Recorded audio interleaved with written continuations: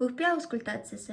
Өкпе аускультациясын жүргізген кезде біз арнайы нүктелерден өкпені тыңдай аламыз.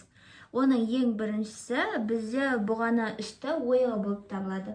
Бұғана ішті ойығын тыңдаймыз, және де екі жақты салыстыра отырып тыңдаймыз.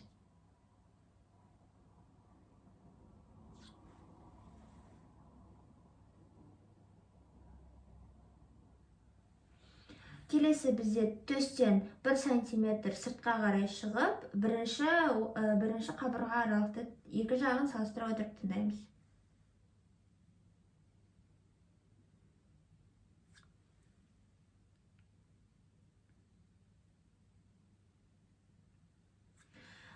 Келесі бізде төс маңы сызығы бойымен екінші қабырға аралықты тыңдаймыз.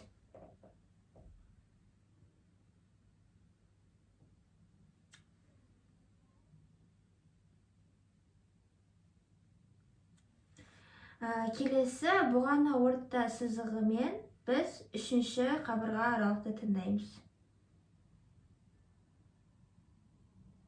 Және де екі жағын салыстыра отырып тыңдаймыз.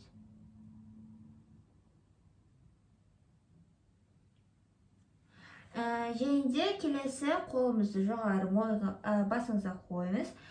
Және де біз қолтық орта сызығымен 8-ші қабырғаға дейін тыңдаймыз.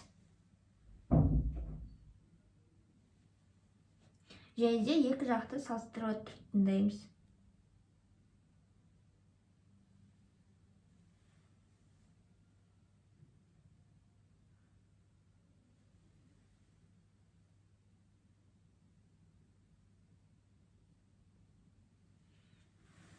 Қолымызды түсіреміз. Келесі артқа қараймыз. Енді біз жауырын үсті қырын тыңдаймыз.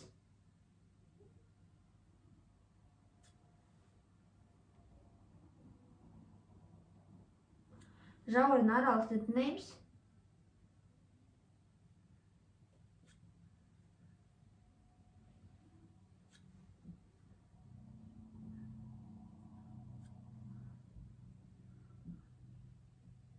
Жауырын астын тыңдаймыз.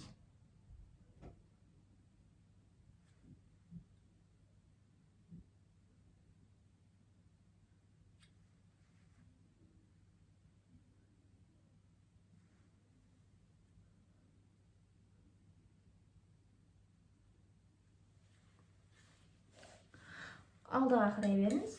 Қорытынды өкпеде везикулалық тыныс.